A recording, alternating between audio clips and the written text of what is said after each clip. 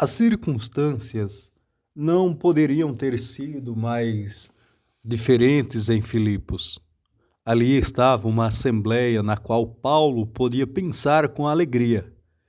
Eles participaram de seu trabalho por meio de dons práticos de companheirismo.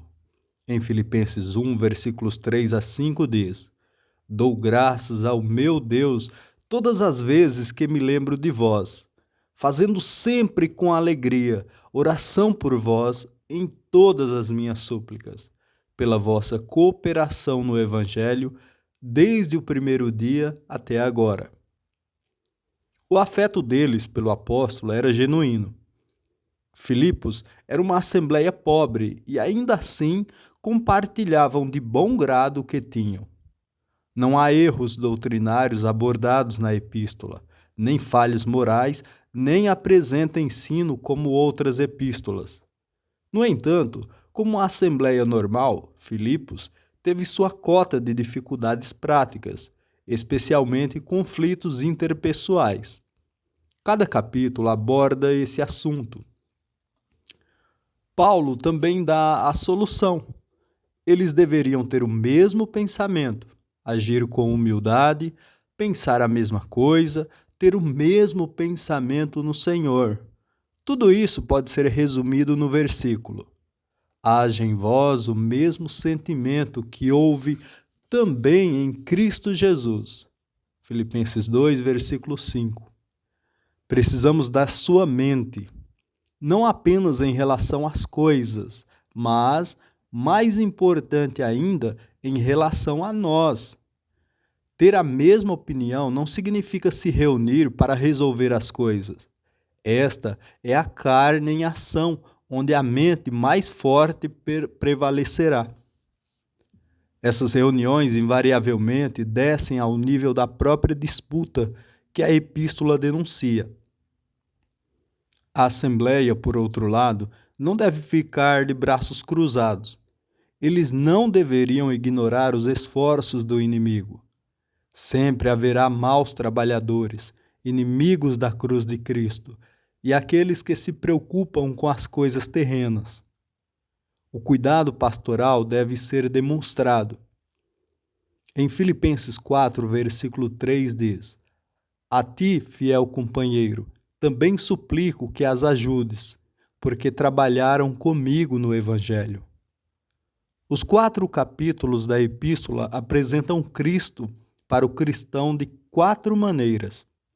Cristo como nossa vida, porque para mim o viver é Cristo. Filipenses 1, 21. Cristo como nosso modelo, haja em vós o mesmo sentimento que houve também em Cristo Jesus. Filipenses 2, versículo 5.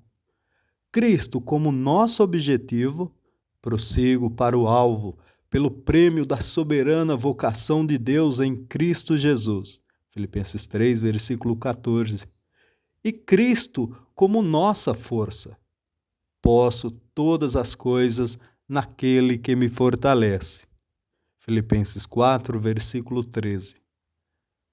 A graça que caracterizou a vida de nosso Senhor Jesus Cristo, que passou por uma cena marcada por conflitos e invejas, deve estar com nosso espírito.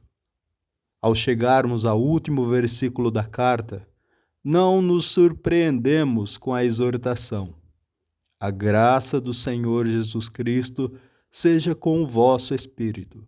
Filipenses 4, versículo 23. Já discutimos a situação de Timóteo. A segunda carta de Paulo a Timóteo ocorreu no momento em que as coisas não iam bem.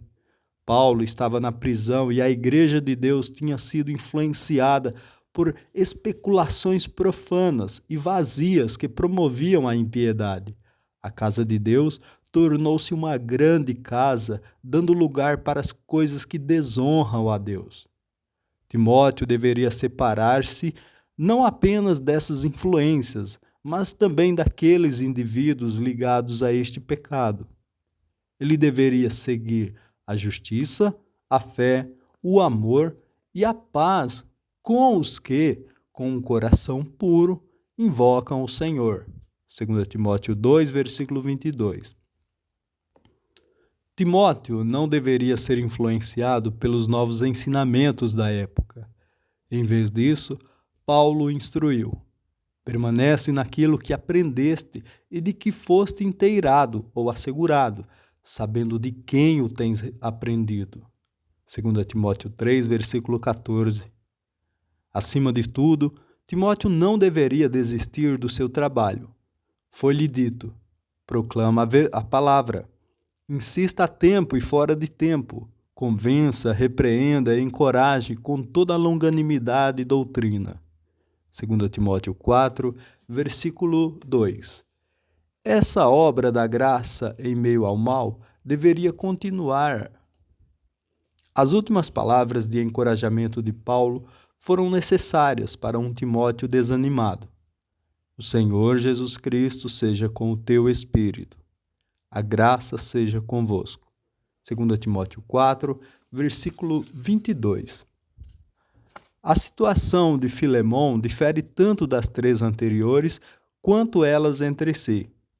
Filemão era um crente, salvo, ao que parece, por meio da pregação do apóstolo. Paulo considerou um colega de trabalho. Filemão possuía um escravo, Onésimo, que havia fugido. Ele também, ao que parece, roubou seu mestre.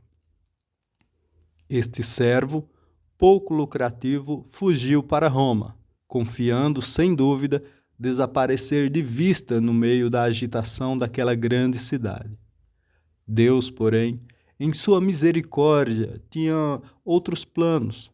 Em Roma, Onésimo encontra Paulo, o prisioneiro, e por meio dele é salvo. Como isso aconteceu, não sabemos.